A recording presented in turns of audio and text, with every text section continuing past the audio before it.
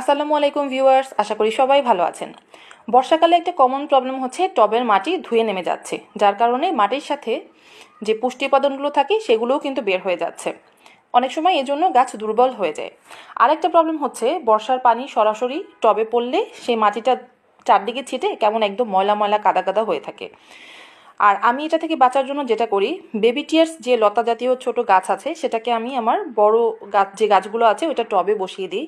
এরা খুব তাড়াতাড়ি গ্রো করে এবং দেখতে না অনেক সুন্দর লাগে, একদম সবুজ সবুজ লাগে। আমি যখন কোনো গাছে সার প্রয়োগ করি তখন ওদেরকে তুলে ফেলি, সার দেওয়া হলে আবার কিছু কাটিং সেখানে বসিয়ে দিই।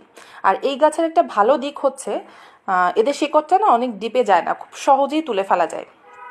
তো আপনি যদি আপনার ছাদকে পরিষ্কার পরিচ্ছন্ন রাখতে চান বর্ষায়, অথবা গাছের মাটি যাতে সেফ থাকে, ধুয়ে না যায়, সেজন্য কিন্তু বেবি চিয়ার্স গাছটাকে বড় গাছের গোড়ায় আপনি এভাবে দিতে পারেন। সেটা দেখতেও অনেক সুন্দর লাগে এবং আপনার ছাদ এবং গাছ দুটারই উপকার হয়।